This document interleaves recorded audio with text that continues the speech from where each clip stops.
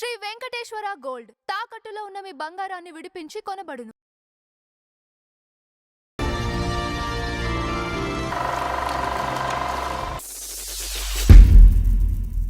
పోయస్ గార్డెన్లో అన్నగారు నేను పెళ్లి చేసి పెట్టిందని పెట్టాం కదా. ఆయన ఈ శశికళ దగ్గర అవుతుంతో శశికళ ఈ నిదానంగా ఏం చేస్తుంది, ఆవిడ జయలలిత దగ్గరగా ఉండి సలహాలు ఇస్తూ ఆవిడ సలహాలు ఏంది ఏమి చేయలేని పరిస్థితిలో ఉంది. ఇది నచ్చట్లేదు ఆయనకి. ఎవరికి? అన్నకు నచ్చలేదు. అప్పుడు తల్లి ఒక ఇల్లు కొందని చెప్పాను నేను, శ్రీనగర్లో సంజయ్ ఇల్లం అని ఒక ఇల్లు ఉంది. అండ్ ఆ ఇంటికి విజయలక్ష్మి తీసుకుని ఒక బాబు పుట్టాడు. ఆ బాబుని తీసుకుని విజయలక్ష్మిని తీసుకుని ఆ టీ నగర్ పాండి బజారు ఇంటికి తను వెళ్ళిపోయాడు. నేను అమ్మ ఇంట్లో ఉండి వెళ్ళిపోతాను అని చెప్పి వెళ్ళిపోయాడు. ఇప్పుడు ఇతను వెళ్ళిపోవటం శశికళకి దారి వచ్చింది. నిదానంగా తన మనుషులందరూ పెట్టడం, పని వాళ్ళగా పెట్టడం, ఇలా పెట్టడం మన సినిమాలో చూస్తాం చూసారా, తన మనుషుల్ని పార్టీలోకి చేర్చుకోవటం అంటారు చూసారా. అలాగా శశికళ తన మనుషులందరినీ తీసుకొచ్చింది. తర్వాత భర్తను తీసుకొచ్చేసింది. తన బంధువులందరినీ తీసుకొచ్చి అక్కడక్కడ పోస్టుల్లో పెట్టేసింది. సీఎం కదా ఈవిడ, ఇది ఈవిడ ఇక్కడ ఉన్నారు కదా, అధికారం ఉంది కదా, రాజ్యసభ మెంబర్ కదా ఆవిడ. ఇప్పుడు ఈ పరిస్థితిలో ఉండగా ఎంజీఆర్ గారికి అనారోగ్యం వచ్చి న్యూయార్క్ వెళ్ళాడు. న్యూయార్క్ వెళ్ళిన తర్వాత ఇక్కడ ఆ ప్రచార బాధ్యతలందరూ జయలలితకి అప్పచెప్పాడు ఈయన. ఏది, పార్టీని పటిష్టంగా ఉంచే బాధ్యతని తను లేకపోయినా, ఒకవేళ మినిస్టర్లు ఎవరు చేస్తున్నా కూడా తనకు ఇన్ఫర్మేషన్ ఇచ్చే బాధ్యత, చూస్తూ ఉండాల్సిన బాధ్యతను జయలలిత గారికి అప్పచెప్పాడు. అంటే మిగతా మినిస్టర్స్ అందరూ ఉన్నారు, సీనియర్స్, వాళ్ళందరూ ఉన్నా కూడా ఈవిడ పర్సనల్. ఇలా ఉంటుండగా దాదాపుగా 6 నెలలు 7 నెలలు అక్కడ ఉన్నాడు ఆయన. అక్కడ ఉన్న తర్వాత 86లోనో ఎప్పుడో ఆయన న్యూయార్క్ నుంచి వచ్చాడు ఆయన. అక్కడ జానకి ఉంది ఆవిడ, భార్య, మూడో భార్య. ఏమండి, ఎంజీఆర్ గారికి 3 భార్యలు. అది నేను మళ్ళీ ఎంజీఆర్ గారు అంటూ చెప్తాను. ఏమండి, జానకి గారు నటిస్తూ హీరోయిన్ ఆవిడ ఎంజీఆర్ పక్కన. ఆవిడ అక్కడ ఎంజీఆర్తో పాటు హాస్పిటల్లో ఉంది. ఏమండి, ఇక్కడి నుంచి మొత్తం న్యూస్ అంతా ఎంజీఆర్కి చేరవేసేది ఈవిడే, జయలలిత గారే. అంటే ఇప్పుడు నేనే ఎంజీఆర్కి రైట్ హ్యాండ్ అన్న ఇదిగా ప్రూవ్ చేసుకున్నారు ఆవిడ ఇన్ఫర్మేషను. అంటే ఎంజీఆర్ గారు ఈయన మాట వింటాడు అన్నది వర్గాల్లో బాగా వచ్చింది. కొంతమందికి అసూయ ఉంటుంది, కొంతమంది అది కామన్ పాయింట్. అది చాలా మంది అసూయ పడ్డారు కూడా. 9 నెలల గ్యాప్ వచ్చినా కూడా ఎంజీఆర్ పీటర్ని ఎవరు కదిలించలేకపోయారు. ప్రతిపక్షాలు కూడా ట్రై చేశారు, ఇది ఉండే చేయని ఏవి కదిలించలేకపోయారు. మళ్ళీ ఆయన హ్యాపీగా వచ్చాడు. బీచ్లో ప్రజలందరికీ, తమిళనాడు ప్రజలందరికీ రక్తత్తి రక్తమే అంటాడు ఎప్పుడైనా. నా రక్తంలో రక్తమైన ప్రజలారా అంటాడు ఆయన. అది ఎక్కువ బాగా పాపులర్ ఎంజీఆర్ గారి డైలాగ్, ఓపెనింగ్ డైలాగ్. ఏమండి, అందరికీ కృతజ్ఞతలు చెప్పాడు. నా ఆరోగ్యం కాపాడడానికి మీరు చేసిన ప్రార్థనలు ఇవి చాలా ఇంపార్టెంట్ ఇది అని చెప్పి మళ్ళీ సీఎం దీంట్లోకి వచ్చేసాడు ఆయన. ఇలా ఉంటుండగా 87లో ఆయన డిసెంబర్లో చనిపోయాడు. ఒక్కసారి స్తబ్దత ఏర్పడిపోయింది ఎన్ఆర్డీఎంకేలో. ఏం చేయాలి తెలియదు. ఎంజీఆర్ లాంటి మహా మనిషి, ఒక విధంగా తమిళనాడుకి గాడ్ లాంటి వాడు, గాడ్ ఫాదర్ లాంటి వాడు. పోయేటప్పటికి మొత్తం దిక్కుతోచని స్థితిలో ఓడిపోయింది అన్నాడీఎంకే పార్టీ. ఇప్పుడు ఈవిడ లేదు, ఆవిడ లేదు, ఎవరి గురించి లేదు.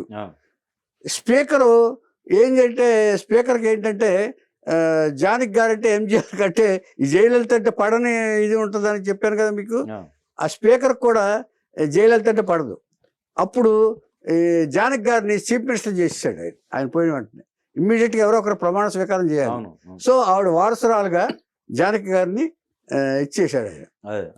తర్వాత ఆయన చనిపోగానే తమిళనాడు రాష్ట్రం ఇదైపోయిందండి, కుదేలైపోయింది. ఆయన దీన్ని శవం దగ్గర పెట్టంగానే జయలలిత గారు వచ్చి ఆయన తల కింద నుంచుంది ఆవిడ, తనకు దగ్గర అన్నట్టుగా. కానీ ఈ పార్టీ కార్యకర్తలందరూ ఆవిడేదో ఒక చీడ పురుగులాగా, ఎంజీఆర్కి పట్టిన చీడ పురుగులాగా భావించి తోసి పారేశారు, ఎంత రాశారు. అయినా సరే మళ్ళీ వచ్చేది ఆవిడ.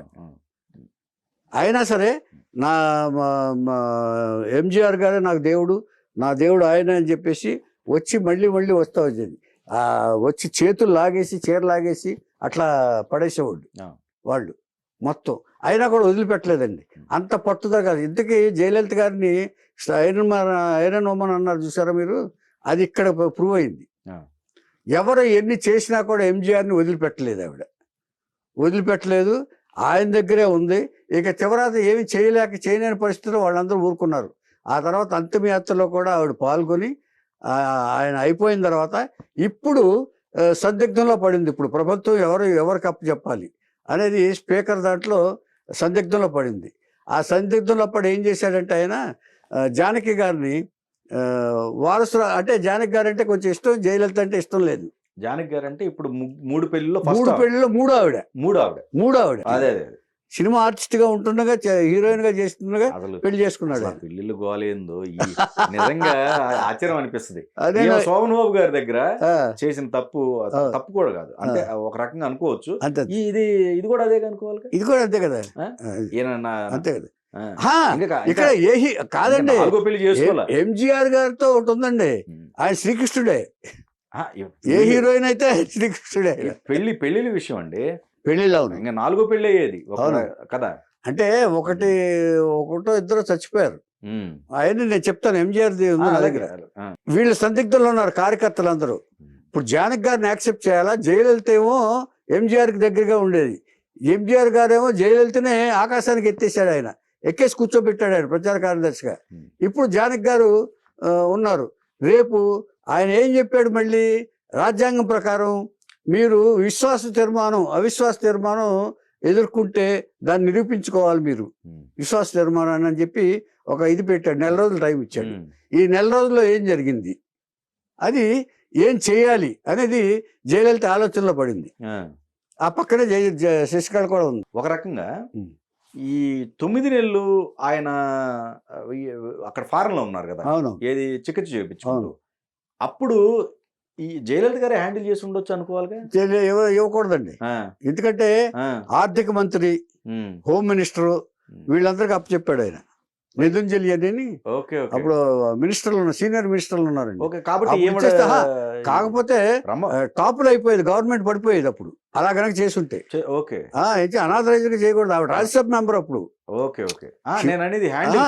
ఆయన చనిపోయిన తర్వాత కూడా రాజ్యసభ మెంబర్ ఆయన.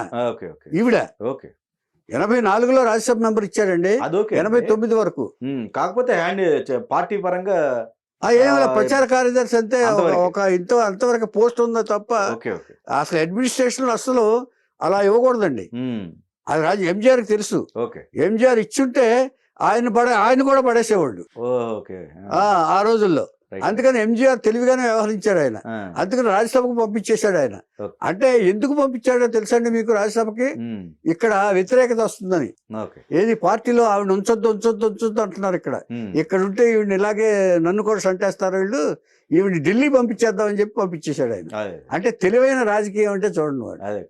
అంటే తన వాళ్ళని వదులుకోవడానికి ఇష్టపడకపోతే అనేక మార్గాలు దొరుకుతాయి అంటానికి ఇది ఒక ఉదాహరణ. ఈ స్పీకర్ గారికి ఏంటంటే స్పీకర్ గారు కూడా జయలలిత రావడం ఇష్టం లేదు ఏది దీంట్లో. అప్పుడు ఏం చేశాడంటే ఆయన మూడో భార్య జానకి గారు ఉన్నారు కదా, ఆవిడని చీఫ్ మినిస్టర్గా అనౌన్స్ చేసేసాడు. అంటే 24 గంటల లోపల ఎవరో ఒకళ్ళు ప్రమాణ స్వీకారం చేయాలి, అక్కడ ఖాళీ ఉండకూడదు సీఎం పోస్టు. అంచేత అది జానకి గారిని వేసాడు. వేసి ఏం చేశాడంటే రాజ్యాంగ రూల్ ప్రకారం 30 రోజుల లోపల మీరు ఇది చేయాలి, అవిశ్వాస తీర్మానాన్ని. చాలా మంది అవిశ్వాసం ఉంటారు కదా, అందుకని విశ్వాస తీర్మానం పెడతారు వాళ్ళు. అంటే మీరు సభ్యుల విశ్వాసాన్ని చూరగొనాలి, పొందాలి అనేది రాజ్యాంగం రూల్. అది ఈయనకి ఇష్టం లేకపోయినా. ఆ తర్వాత ఈయన ఏం చేశాడంటే పార్షియాలిటీ, ఈ అసెంబ్లీ సమావేశం అయిన తర్వాత జయలలితకి సంబంధించిన కార్యకర్తల్ని, ఎమ్మెల్యేలు ఎవరున్నట్టు వారు సపోర్ట్ చేసే ఎమ్మెల్యేలు కూడా బయటికి పంపించేశాడు ఆయన. కొన్ని దీంతో అక్కడ రాజకీయంగా చాలా జరిగింది. జరిగిన తర్వాత ఇది అవమానంగా భావించింది జయలలిత గారు. భావించిన తర్వాత ఇప్పుడు తన సెక్షన్ ఏంటో, ఇదేంటో, ఈవిడికి కోపం వస్తే ఇది కదండి, తనేంటో చూపించాలనుకుంది. అప్పుడు ఒక్కొక్కరిని 1 to 1 ఇచ్చేసి తనకి ఎంజీఆర్కి ఉన్న ఇదేంటో, ఆయన ఏమనేవారో ఇదంతా ఎమ్మెల్యేలని డివైడ్ చేసి కొంత ఇచ్చేసేసింది. ఎమ్మెల్యేలతో చెప్పి ఈ ఫోటోలు చూపించింది. నేపాల్లో మా ఇద్దరికి పెళ్లి జరిగింది, ఇదిగో చూసావా, ఇది దండలు మార్చుకున్నాం మేము, ఇది చేసుకున్నాం అని చెప్పేసి చూపించేటప్పటికి కొంతమంది ఇటు తిరిగారు. ఓకే, ఇటు తిరిగిన తర్వాత ఈ అవిశ్వాస తీర్మానంలో వచ్చేటప్పటికి ఈ గందరగోళం అయింది కదా, అసెంబ్లీలో చాలా గందరగోళంగా ఉంటుంది, ఎవరు సభలు జరగనివ్వట్ల జానకి గారు ఉండంగా, ఆపోజిట్ వాళ్ళు జరగనివ్వకపోయేటప్పటికి ఎలక్షన్స్ పెట్టేశారు. ఇది 87లో ఈయన అడిగే కదా, ఇలాగా రాష్ట్రపతి పాలన విద్య ఇచ్చేశారు. అప్పుడు 87లో రాష్ట్రపతి పాలన అంటే వీళ్ళు ప్లస్ డిఎంకే వాళ్ళు కూడా, డిఎంకే వాళ్ళు పవర్లోకి రావాలని చూస్తారు కదండి, వాళ్ళు కూడా ఇచ్చేసి మొత్తానికి సభను గందరగోళం చేసేసి రాజీవ్ గాంధీ అప్పుడు ఇచ్చేసారు, మన ఎలక్షన్ పెట్టించేశారు, రాష్ట్రపతి పాలన దించారు రాజీవ్ గాంధీ.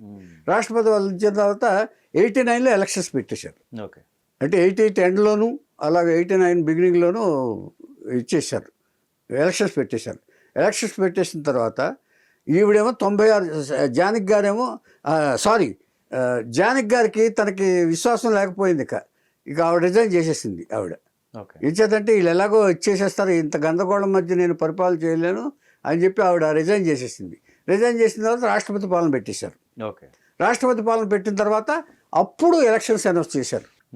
ఎలక్షన్స్ అనౌన్స్ చేస్తే అప్పుడు Rajiv Gandhi prime minister. Elections announce చేశారు. ఎలక్షన్స్ అనౌన్స్ చేసిన తర్వాత ఇప్పుడు 89లో ఎలక్షన్స్ వచ్చినాయి. వచ్చిన తర్వాత ఈవిడ తరపున ఉన్నవాళ్ళు కొంతమంది, జానకి తరపున ఉన్నవాళ్ళు 96 మెంబర్స్ పోటీ చేశారు జానకి తరపున. ఈవిడ తరపున 37 మందో 40 మందో ఈవిడ తరపున పోటీ చేశారు. పోటీ చేస్తే 96కి ఆవిడ తరపున ఎంతమంది, ఇద్దరు నెగ్గారు ఆ ఎలక్షన్స్లో 96 మెంబర్స్కి. అంటే రాజకీయం ఎటు సైడ్ వెళ్తుందో చూడండి మీరు. ఎంచేత ఆవిడకి అనుభవం లేదు పాపం. ఎంచేత ఎంజీఆర్ భారీగా అర్హత తప్ప రాజకీయాల అనుభవం లేదు. ఈవిడేం పండిపోయింది. ఈవిడికి 37 38 పోటీ చేస్తే 27 సీట్లు వచ్చినాయి. సో ఇప్పుడు కరుణానిధి గవర్నమెంట్ గెలిచింది, డిఎంకే గెలిచింది ఇప్పుడు. ఎందుకంటే ఎప్పుడు కూడా ద్రవిడ సామ్రాజ్యంలోనండి తమిళనాడులో ఎప్పుడు కూడా ఆల్టర్నేటివ్ గవర్నమెంట్స్ వస్తాయి. మీరు అబ్జర్వ్ చేస్తే ఒకసారి డిఎంకే వస్తే 5 ఏళ్ళు గడిచేటప్పటికి వాళ్ళ మీద విరక్తి వచ్చేస్తుంది, మళ్ళీ ఏడీఎంకే వస్తుంది, మళ్ళీ 5 ఏళ్ళు గడిచేటప్పుడు ఏడీఎంకే మీద విరక్తి వచ్చేసి డిఎంకే గెలుస్తుంది. ఇది అనాదిగా వస్తున్న సంప్రదాయం. కొంతకాలం కాంగ్రెస్ వెళ్ళింది.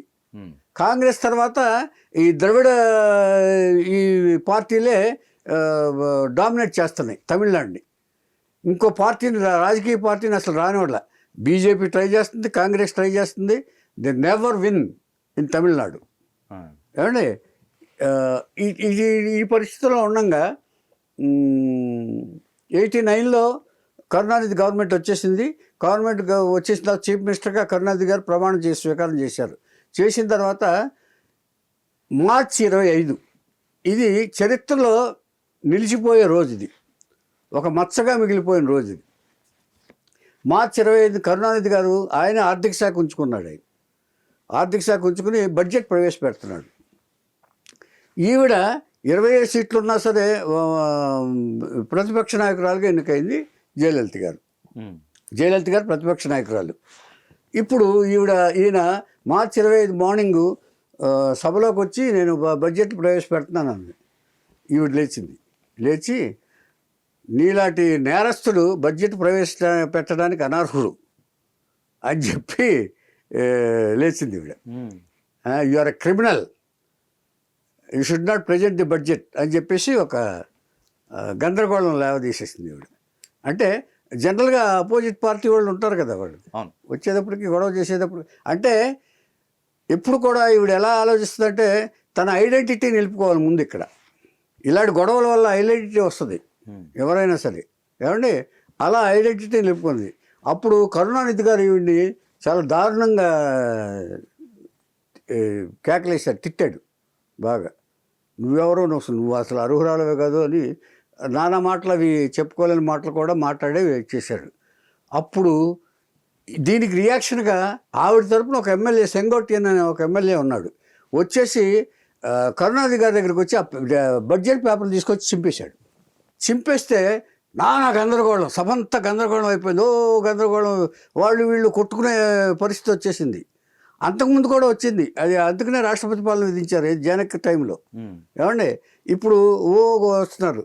అప్పుడు ఏం చేశారంటే దురై మురుగన్ అనే డిఎంకే మినిస్టర్ ఏం చేశాడంటే ఈ చర్యను భరించలేక జనాల్లోంచి తోసుకొచ్చి జయలలిత గారి ఇది జుట్టును లాగేసి ఆ చీర పట్టుకుని లాగాడు. ఇదే ద్రౌపది వస్త్రాపహరణం ఘట్టం ఆ రోజు జరిగింది తమిళనాడులో. అందరూ ఈవిడ సపోర్టర్స్ ఉంటారు కదా, 27 మంది ఎమ్మెల్యేలు ఆవిడ కాపు కాసి బయటికి తీశారు. జుట్టు విడిపోయింది. నానా దుర్భాషలు ఆడారు. ఇక ఆవిడ అనకూడని మాటలు అన్నారు, ఎంజీఆర్తో లింక్ చేసి. అనకూడని మాటలు అంటే లోపల ఇది ఉన్నా కూడా ఆవిడ అవమాన భారంతో బయటకు వచ్చేసి జుట్టు కూడా ముడికి వేసుకోలేదు, బయటకు వచ్చేసింది. బయటకు వచ్చేసి నేను మళ్ళీ సభలో అంటూ అడుగు పెడితే సీఎంగానే అడుగు పెడతాను అని చెప్పి వచ్చేసింది. సీఎంగానే అడుగు పెడతానని చెప్పి శపథం చేసి వచ్చింది. Mister Karunanidhi your count down has started అంటూ వచ్చేసి డైరెక్ట్గా చెప్పి వచ్చేసి బయటకు వచ్చేసి వెళ్ళిపోయింది. వెళ్ళిపోయిన తర్వాత మళ్ళీ సభకు రాలా.